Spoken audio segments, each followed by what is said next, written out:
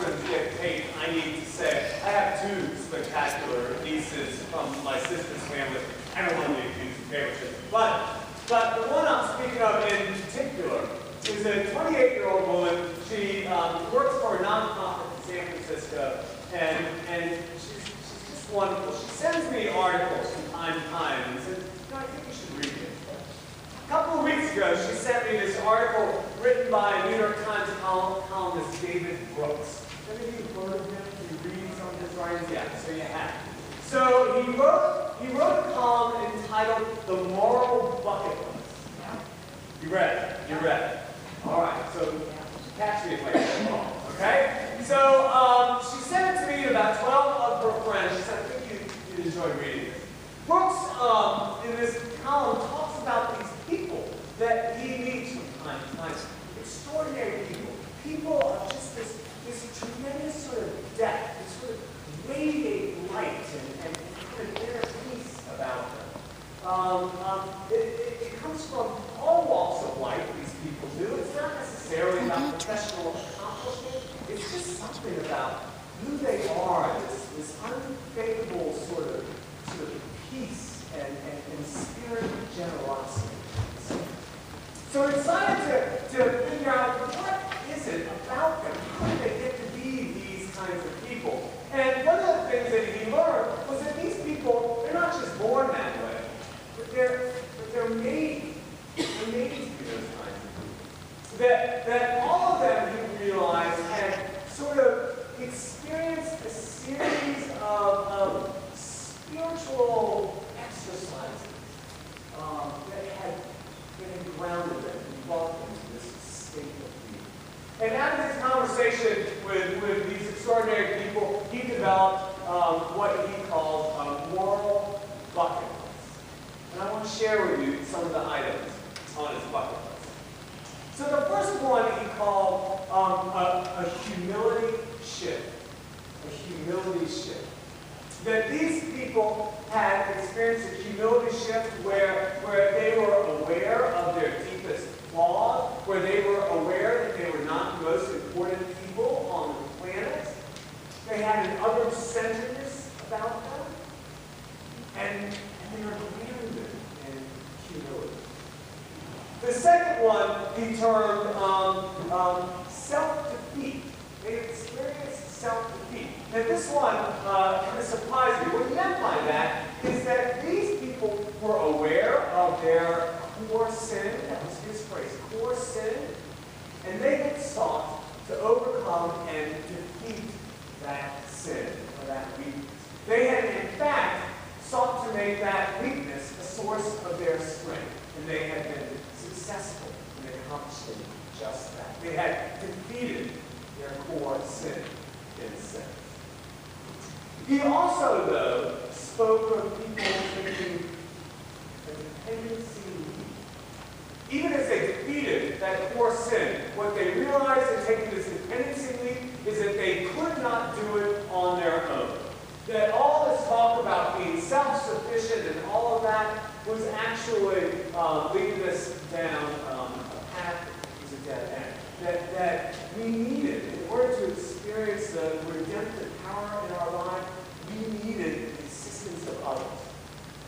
And so they had taken this tendency leap to getting that assistance.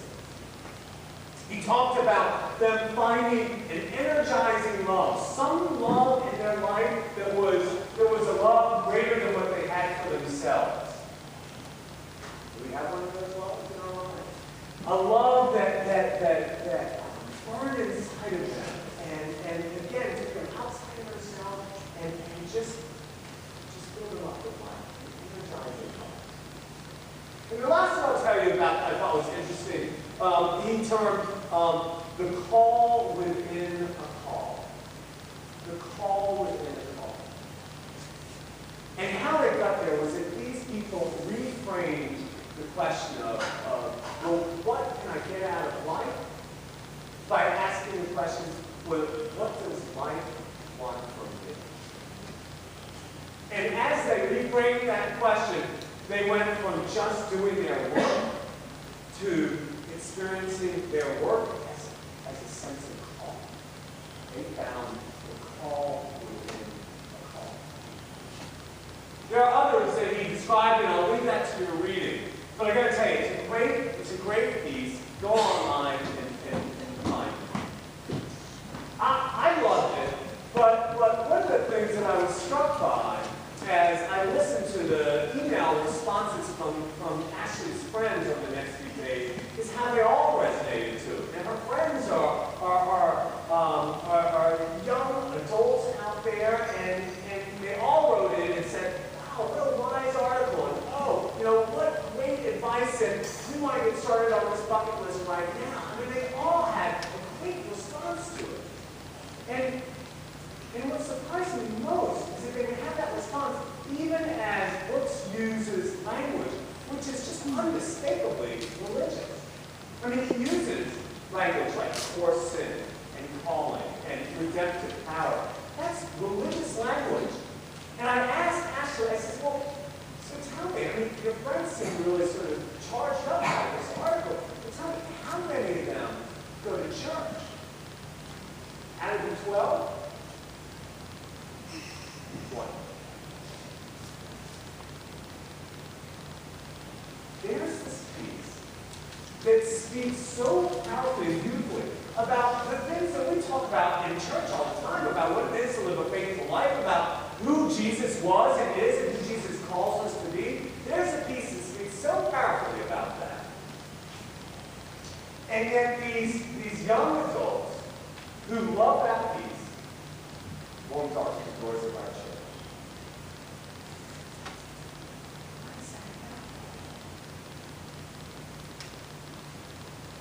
So, this is the fourth Sunday of Easter, in case you're counting at home. And you may or may not know this, but in many Christian churches around the world, they consider this to be Good Shepherd Sunday. Even if you didn't know it, you probably picked up on that theme. We got the King of Love, My Shepherd Is, playing in a variety of tunes. We heard the 23rd Psalm, and then the Gospel where Jesus says, I am the Good Shepherd. It's a beautiful metaphor to understand a bit about who Jesus was. I mean, it's really lovely to think of Jesus as our shepherd. The shepherd who watches over us, the shepherd who walks with us, the shepherd who feeds us, the shepherd who provides for us, the shepherd who protects us, and the shepherd who will even lay down his life for us. He's no higher hand. He so cares about our well-being and our safety that he will even risk his life for us. That notion of good shepherd is a beautiful notion. And there's no reason, there's no wonder, rather, why the 23rd Psalm is a psalm that's so often chosen to be read at students. It just won't go well. Of course, there's another angle to take in looking at this metaphor, and that is if Jesus is the good shepherd, then that makes us the sheep. And that, if you know anything about sheep, isn't really such a flattering metaphor to be true. I mean, we don't like to think of ourselves as sort of a sheep mentality, right? And most sheep are dirty, they're smelly, they're unkept. I mean, they are just essentially eating and pooping machines. That's really all they do. But let me tell you, you never want to stand too close to a sheep because they can pee on your feet without you noticing. It just happens. I have first-hand, or I should say first-foot experience. Okay? So sheep, we don't love being called sheep. That's maybe not part of the metaphor that we want to go too deeply with. But I do want to stick with this metaphor for just a moment more. I want to push it out in this way. So look, if Jesus is the shepherd, and you're the sheep, so is it fair to say that that would make the church the pasture? Could the church be pasture, where Jesus brings his sheep to be fed?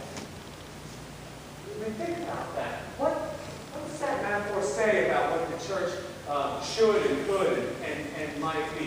What do we know about pasture? Think out loud with me. Unpack this metaphor with me. You don't have to be an English major to get metaphors here.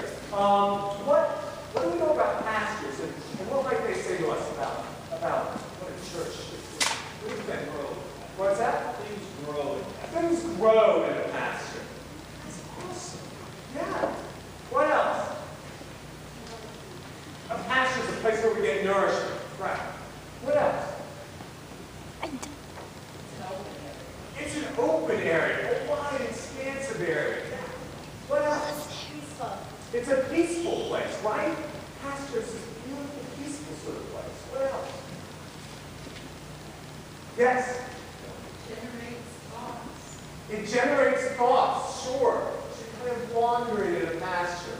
I'm not sure the deep thoughts that sheep are having out there, but it does. It generates thoughts. What else? Yes? Someone else? You, Caroline. Yeah, you could go there. You can go there. Sure you can. You're invited to go there. It's a place of safety and sanctuary too, right? Aaron? It takes on all kinds of animals. It takes on all kinds of animals. So look, this is a little playful, but it's true too. I mean, all those things that you just described, when it takes on all kinds of animals to, it's a place where people grow, to it feeds us, it nurtures us, it sustains us. It's a beautiful place. It's an expansive place.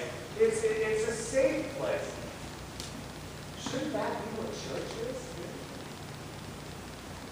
And I guess you know it to some degree. I mean, because you're sitting in here, you came today, so to some degree you know it. And I'm sure that Jesus rejoices in that. But here's the thing. There are so many people who, for whatever reason, don't see this as a pasture for them. And Jesus says in this gospel today, so there are some people who are not a part of this flock. And he makes it clear that he's every bit as concerned about those people as he is about the people already there. He wants to gather all the sheep up so that they might be a pasture together. Which brings me back to my niece's friend. Or to the thousands of people that live in East Greenwich and our surrounding communities. And don't come and sit in these pews. Why aren't they coming to this pasture? What is it about this church? And why aren't they coming? And we can't write them off. I mean, we can't just dismiss them as things, but I just don't get it. Totally okay. Sheep make all kinds of sounds, right? You can't just dismiss them as well, they just don't get it. Let me tell you something more about sheep. I did a little bit of research. So actually, it's kind of a fallacy that sheep aren't particularly bright animals. In fact, research has found that they are some of the most instinctive animals on the farm. They are incredibly intuitive and instinctive. They can sense danger, they can sense kindness. Probably true about people who aren't here as well. What is it in their instincts, in their intuition, that gives them pause about coming to church? I think we need to ask that question so we can figure out how to be a pastor for God's people. I'm not going to try to answer it because, I'm here. I mean, honestly, I'm in it. But I want to say, ask people, ask your friends that question, or questions like that. Have those conversations. Not in a way that's accusatory or condemning, because it's not like, what's your problem? But it's more like, well, what's our deal? How can we make this a pasture for them? Now, there are questions that we need to wrestle with too. Questions such as, well, so is this a place where people can be nurtured? Is this a place where people grow? Is this a place that's wide open and expansive? Is this a place that takes on all kinds of animals? Is this a place where people can feel safe? We need to ask ourselves that question as we make this church. I think we're doing a pretty good job of it, but we should never get complacent about the kind of church that we sit in, about the kind of field in which we raise, about the pastor that we have. We should never get complacent about it. We always need to be asking ourselves, is there more that we can do to make this a fertile pasture, a place where God's people, where God's flock can come and gather? It's not just my job. If my part of this sort of metaphor is to be shepherd like Noel, well, okay, maybe so. But in some ways,